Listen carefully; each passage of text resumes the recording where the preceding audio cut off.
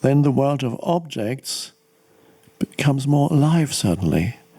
It has beingness, it has presence. Every object has beingness and presence, as the great artists knew, who sometimes painted the most insignificant, seemingly insignificant objects that nobody would have looked at twice.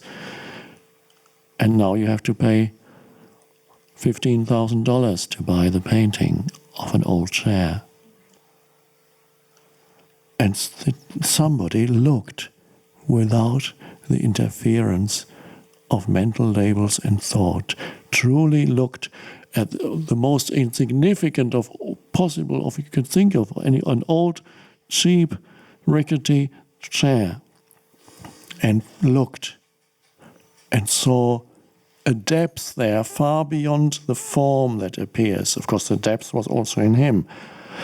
And somehow that got on the canvas, the essence of that realization, the essence of perceiving in that deep way, without the interference of thought, somehow God is still there in this work of art. And so to see, when you handle the world of objects more consciously, that every object is alive too.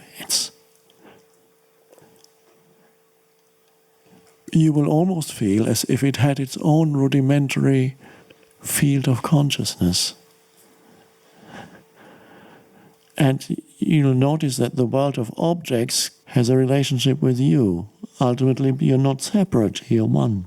And ultimately, it's not outside of you anyway. Let's just pretend for a moment that it is.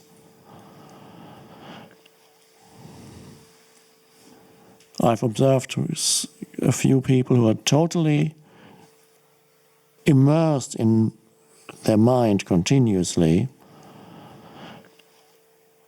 and they're always at odds with the world of objects. They break things, they lose things break down for no apparent reason. There's always something that goes wrong for them, as if the world of objects even were against them, let alone in the human world.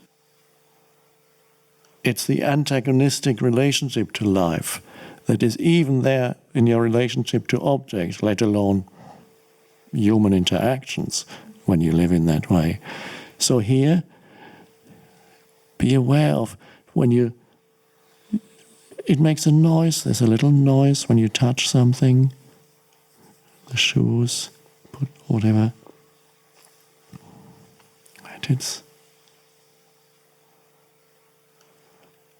And so there comes a loving, not love, I would say, a lovingness also towards the world of objects.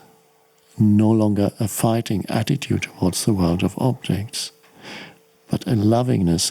As long as you deny the now, you're in a fighting relationship even with the world of objects, let alone humans. By becoming friendly with the now, you also become friendly with the so-called inanimate world, and it's not really inanimate.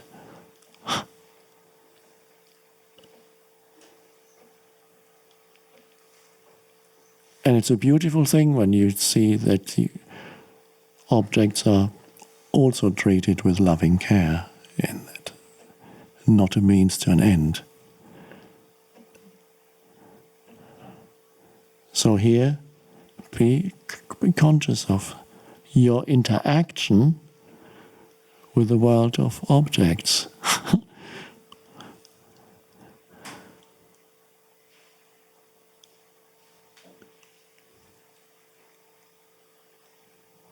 I do strange things occasionally.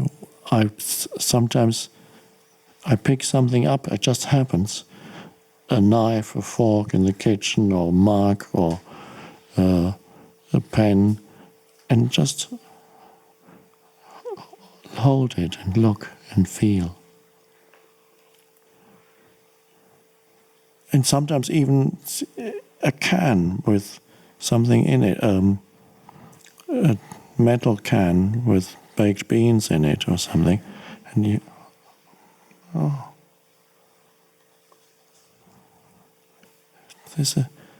has a presence too.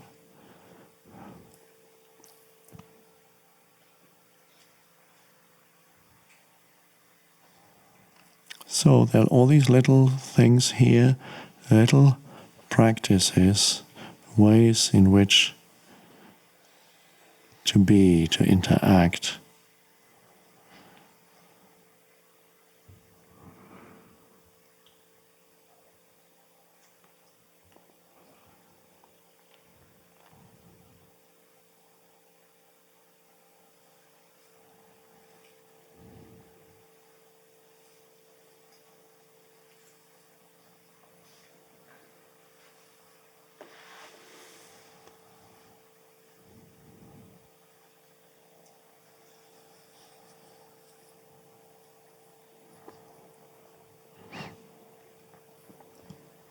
Attention.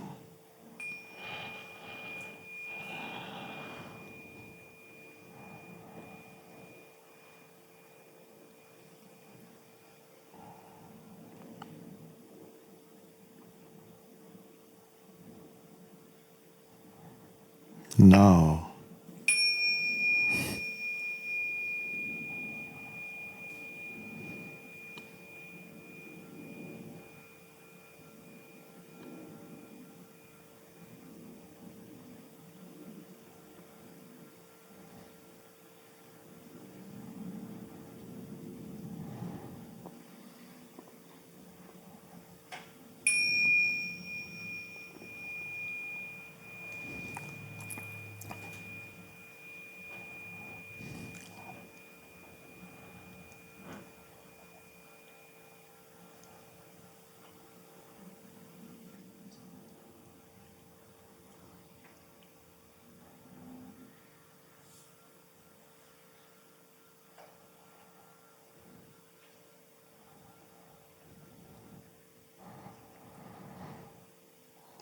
I know for sure,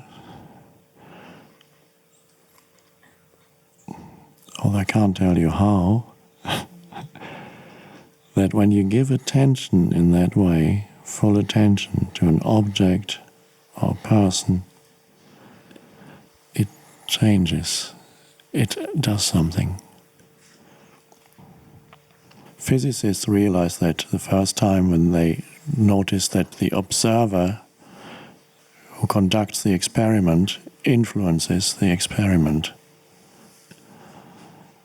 The very fact that you're observing changes it.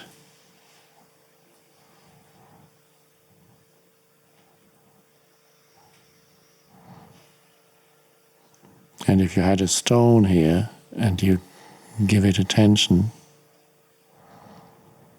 and you have it in your home, and you occasionally look at it, if you could examine the molecular structure, you would notice changes. It's just a little aside. Don't need to believe that. No need to believe anything here, that's a good thing.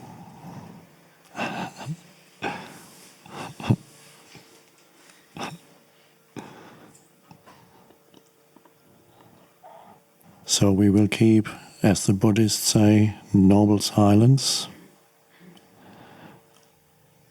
Stay alert.